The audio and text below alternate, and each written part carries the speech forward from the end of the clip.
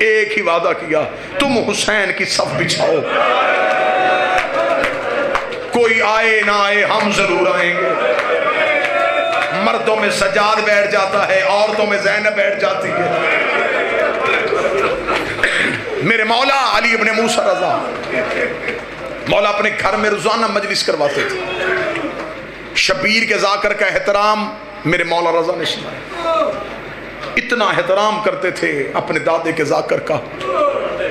اکثر دیبل کو بلاتے تھے مرثیہ سننے کے لیے۔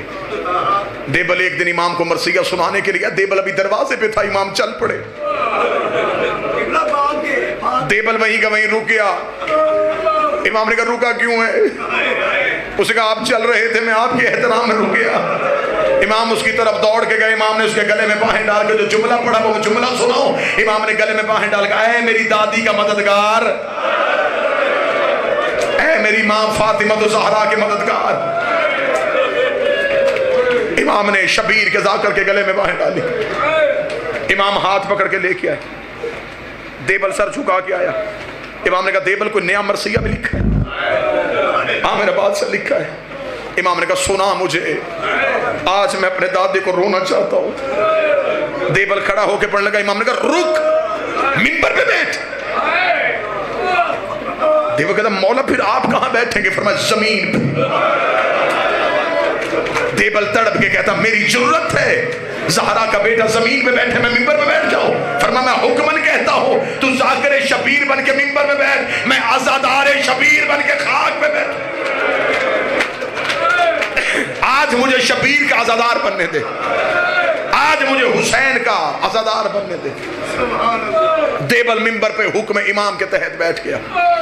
دیبل نے ایک مرثیہ پڑھا، یہ مرثیہ عربوں میں آج بھی بڑا مشہور ہے، عرب آج بھی اس مرثیے کو سب سے زیادہ پڑھتے ہیں۔ یہ وہی مرثیہ ہے جسے حماد اہل بیت شہید محسن نقوی نے اسی مرثیے کا اردو میں ترجمہ کیا تھا اور وہ بڑا مقبول ہوا تھا۔ زہرا تیری کلیوں کا صحرا میں بکھر جاتا، یہ تخیل دیبل ہے، یہ دیبل نے لکھا تھا۔ سجاد یہ کہتے تھے معصوم سکینہ سے عباس کے لاشے سے چپ چاپ گزر جانا۔ دیبل ممبر پہ بیٹھا، دیبل نے ممبر پہ بیٹھ کے مرثیہ شروع کیا۔ دیبل لگا میرا سلام سیدہ تیری اولاد پہ، بی بی میرا سلام تیرے بیٹے حسن کو جسے امت نے تیروں سے زخمی کیا، بی بی میرا سلام تیرے بیٹے حسین کو جس کا لاشا 3 دن بغیر کفن کے پڑا رہا، بی بی میرا سلام تیرے بیٹے سجاد کو جس نے زیور اٹھائے اور شام کا بازار عبور کیا، بی بی میرا سلام تیرے بیٹے باکر کو جس نے کم سنی میں قید دیکھی، بی بی میرا سلام تیرے بیٹے جعفر صادق کو جسے امت نے زہر دے کے شہید کر دیا، بی بی میرا سلام تیرے بیٹے موسی قاسم کو جس کے جسم کا گوشت زندان کی زنجیریں کھا گئی۔ دیبل نے یہ آخری شعر پڑھا اور آخری شعر پڑھنے کے بعد دیبل منبر سے نیچے اتر آیا۔ اب جو بندہ امام رضا کے جنازے پہ وہ ماتم کرے گا، دیبل امام موسیٰ کاظم کی شہادت کا شعر پڑھ کے نیچے اترا۔ امام رضا روتے روتے اٹھے، امام نے ایک کاغذ کے ٹکڑے پہ شعر لکھا، امام نے کہا دیبل دوبارہ منبر پہ جا، ایک شعر دوبارہ پڑھ۔ دیبل نے دوبارہ شعر کو ہاتھوں پہ لیا، امام نے لکھا میرا سلام زہرا تیرے اس بیٹے پہ جو تو اس میں غربت کی حالت میں دفن ہو جائے گا۔ یہ شعر پڑھنے کے بعد دیبل نے ہاتھ جوڑے، ہاتھ جوڑ کے کہا مولا مجھے تو نہیں پتا فاطمہ تو زہرا کا کوئی بیٹا تو اس میں بھی دفن ہے۔ امام نے اپنے گریبان کو چاہ کیا، چاہ کر کہا یہ تیرا وہ غریب امام ہے جو تو اس میں دفن ہو جائے گا۔ اتنا کہنا تھا، دیبل نے دوبارہ شعر پڑھا، یا مستورات کی طرف سے کنات اٹھی، ایک سفید سر والی کریم روتی ہوئی آئی، رو کر دیبل دوبارہ شعر نہ پڑھنا، جب سے تو نے شعر پڑھا ہے کبھی رضا کی کوئی بہن بے ہوش ہوتی ہے، کبھی کوئی بہن بے ہوش ہوتی ہے۔ امام رضا روتے روتے کنات کے قریب گئے، رو کے کہتے اے رضا کی بہنوں تم نے صرف بھائی کے قتل کا شعر سنا اور تم نے رونا شروع کر دیا۔ آئے میرا سلام سیدہ زینب پہ جو 70 قدم کے فاصلے پہ سر پہ قرآن رکھ کے کہتی رہی نہ مار، تم نے صرف بھائی کی शहादत का शेर सुनो।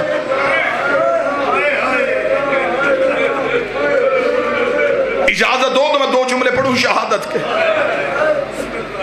गुर्बत की हालत में, परदेश में, जहां अपना भी कोई नहीं था, जब मामून मलऊन ने दरबार में बुलाया इमाम को जहर के लिए, इमाम ने अपने नौकर अबा सल्लत को साथ लिया, फरमा मेरे साथ चल, आज मेरा आखिरी दिन है। अबा सल्लत तड़पा, मौला क्यों?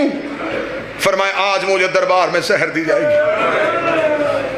इतना कहना था, अबा सल्लत ने कलाई पकड़ के कहा जब खबर है फिर जा क्यों रहा है? इमाम ने फरमाया नहीं, शहादत हमारा विरसा है, मुझे दरबार में जाना है। इमाम ने कहा हाँ अबा सल्लत मैं तुझे निशानी बताऊं, जाऊंगा मैं तन्हा, वापसी पे अगर मेरा अमामा चादर बन के मेरे सर पे हुआ तो समझ लेना तेरे इमाम को जहर मिल गई। अबा सल्लत हरवी खुद रवायत करता, वो कहता जब दरबार का दरवाजा आया ना, अबा सल्लत कहता मैंने आखिरी बार रजा का चेहरा देखा। इमाम रजा ने आखिरी बार यूं मेरी तरफ देखा। अबा सल्लत कदमों पे हाथ रखे कहता बहने गरीब ना कर, मौला तेरी बहने परदेश में है, मौला मिन्नत कर नौकर पे, अभी यहीं से वापस चले चल, आ मैं तुझे मदीने छोड़ के आऊं। इतना कहना था, इमाम ने फरमाया अबा सल्लत में तेरी जन्नत का सामान, तूने अपने वक्त के इमाम का ख्याल रखा। अबा सल्लत कहता इमाम दरबार में चले गए, मैं दरबार के दरवाजे पे बैठ के रोता रहा, रो रो के कहता आए फातिमा ज़हरा मदद कर, तेरा बेटा गरीब हो के तन्हा दरबार में गया है। अबा सल्लत कहता मैं बीबी से तबस्सुल कर रहा था, ये थोड़ी देर बाद मैंने इमाम रजा को दरबार से निकलते हुए देखा। अबा सल्लत कहता मैंने चेहरे पे मातम करना शुरू कर दिया, क्योंकि इमाम का अमामा खुल के चादर बन के इमाम के सर पे था। अबा सल्लत कहता काश वो दिन देखने से पहले मैं मर जाता, मैंने जमाने में बहुत बहुत लोगों को जहर के बाद जीते हुए देखा है। उसे कहा मैंने देखा है अभी जहर मिली, थोड़ी देर के बाद दरबार से बाहर निकला, जहां से रजा पांव उठा रहा था जमीन से खून आ रहा था, जहर इतनी शदीद थी ज़हरा के बेटे के पांव के तलवे फट गए। आज रोको, मैं आज रोको। अबा सल्लत कहता मैं रोता हुआ सामने आया, मैंने कहा रुक मेरा बादशाह, इन मलौनों ने इतनी शदीद जहर दी, मौला आपके पांव के तलवों से खून आ रहा। अबा सल्लत कहता है मैंने अगला मंजर देखा, मेरा सर दीवार पे आया, अब अल्लाह जाने यहां कौन मातम करेगा। अबा सल्लत कहता मैंने इमाम के पांव रोके थे या इमाम ने आंखों से पर्दा हटाया। इमाम कहता मैंने देखा इमाम की आंखों से लहू जारी था, रो के कहते तू पांव को रो रहा है, ओ मेरा जिगर फट गया। अबा सल्लत कहता मैंने हाथ थामा, हाथ थाम के मैं लेके गया इमाम को घर। अबा सल्लत कहता मैंने जल्दी जल्दी बिस्तर बनाया। इमाम ने कहा बिस्तर बाद में बना, जल्दी कर हरसमा को बुला के ला। अबा सल्लत कहता मैं हरसमा मौला का नौकर, मौला का खास सहाबी, जैसे अली को अबू ज़र कंबर से प्यार था ऐसे ही रजा को अबा सल्लत और हरसमा से प्यार। अबा सल्लत कहता मैं रोता हुआ हरसमा के घर की तरफ दौड़ा। अबा सल्लत कहता जूं ही मैं बाजार में गया, तेज आंधी आ गई, इतनी तेज बारिश हुई, और ये असर है जब इमाम को जहर मिलती है तो हमेशा एक ऐसा तूफान आता है जिससे लोग डर जाते हैं, इसलिए कि कायनात में तब्दीली आती है जब हुज्जत दुनिया छोड़ रही होती है। अबा सल्लत कहता है मैंने जिंदगी में इतना खौफनाक तूफान नहीं देखा था, ऐसे लग रहा था जैसे खुरासान में लहू की बारिश होने लगी है, इतनी तेज आंधी थी, दरवाजों के साथ दरवाजे लग रहे थे, लोग डर के अपने अपने घरों में बैठ गए। अबा सल्लत कहता मैं रोता रोता हरसमा के दरवाजे पे गया, मैंने दरवाजे पे दस्तक दी, हरसमा मुसल्ले पे बैठा था। मैंने कहा हरसमा क्या कर रहा है? उसने कहा नमाज़ आयात पढ़ रहा हूँ, इतनी तेज और इतनी खौफनाक आंधी आ गई है, अल्लाह जाने किसी मजलूम का घर तो नहीं उजड़ गया। इतना कहना था। अबा सल्लत कहता मैंने हरसमा के गले में बाहें डाली, रोके का कोई मजलूम नहीं, हमारा इमाम गरीब हो गया है, हमारे मौला को जहर मिल गई है।